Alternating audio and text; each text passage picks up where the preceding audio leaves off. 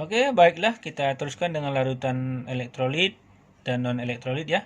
Jadi ini larutan elektrolit dan non-elektrolit ini bisa kita analisa dengan menggunakan praktikum ya.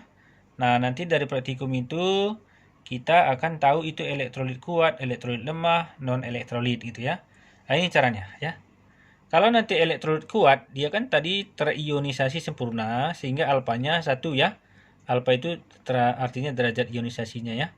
Jadi, terionisasi sempurna sehingga dihasilkan banyak gelembung gas dan lampu terang. Ya, dari mana kita lihat nanti ada di rangkaiannya ya. Banyak gelembung gas nanti dan lampunya terang. Kemudian larutan elektrolit lemah itu alfanya itu antara 0 sampai 1. Ini artinya terionisasi hanya sebagian saja ya. Jadi dihasilkan sedikit gas dan lampunya agak redup ya. Kemudian larutan non elektrolit itu alfanya 0. Ini artinya tidak terionisasi terlarutnya tadi. Tidak ada gelembung dan lampunya mati ya. Jadi rangkaiannya ini. Rangkaiannya seperti ini ya. Nah, rangkaiannya kita buat nanti seperti ini. Ini nanti sebagai elektrodanya ini dua ya. Jadi ini kalau kita masukkan di sini larutan ya. Kita masukkan larutan, kita rangkai seperti ini. Kalau kita buat larutan NaCl misalnya di sini, larutan garam, maka nanti di sini dihasilkan banyak gelembung gas.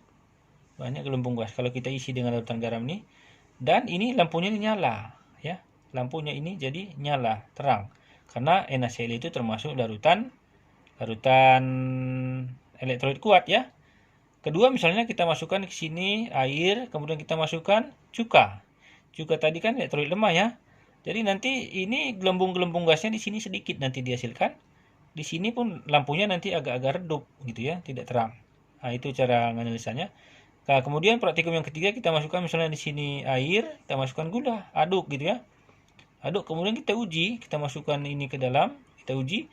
Nah, ini di sini tak ada gelembung sama sekali. Di sini lampunya juga mati ya. Jadi gitu cara menganalisa apakah suatu larutan itu termasuk larutan elektrolit kuat, lemah, dan non elektrolit gitu ya. Oke, sedikit lagi kita tambahkan masalah ionnya ini ya. Ke sini coba. Nah, misalnya kita punya larutan katakanlah NaCl 0,2 molar. Nah, berapa jumlah ionnya ya? Tadi kan kita bilang semakin banyak ion maka semakin terang lampunya gitu kan. Kalau menghitung ionnya seperti ini ya.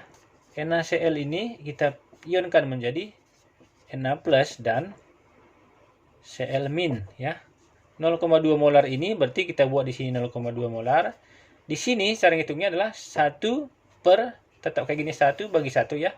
1 per 1, 1 per 1, ini 1 per 1 kali ini, kali 0,2, jadi dapatnya 0,2.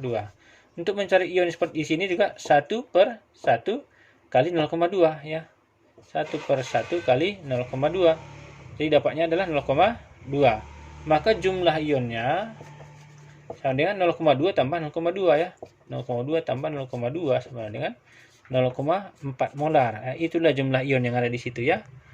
Nah, kalau misalnya larutan CH3COOH 0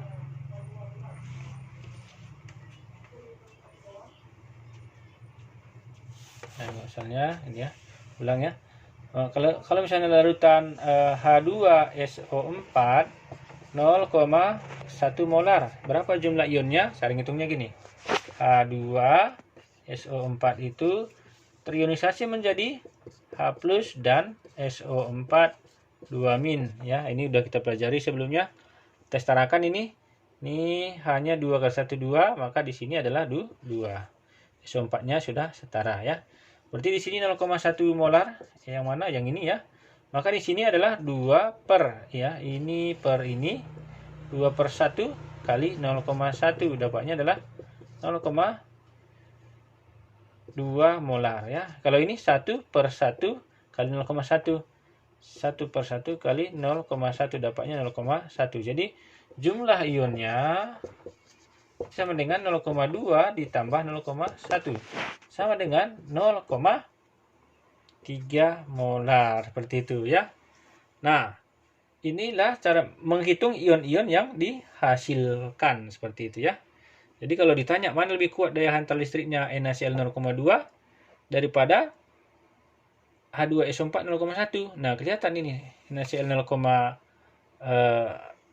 ini ionnya 0,4 lebih banyak daripada H2SO4 0,1 molar ya. Jadi di sini akan ionnya lebih banyak gitu ya. Kalau non elektrolit nanti katakanlah C6 H12O6 larutan 0,1 molar misalnya. Nah, ini tak ada ion sama sekali di sini ya. Tak ada ion. Jadi kalau dibandingkan daya hantar listriknya ini lebih lemah ya. Ini lebih lemah daripada yang dua ini. Cuman yang dua ini tadi kelihatan bahwa ini lebih banyak ionnya daripada yang di sini gitu ya. Begitu cara menentukan jumlah ionnya di dalam larutan. Terima kasih.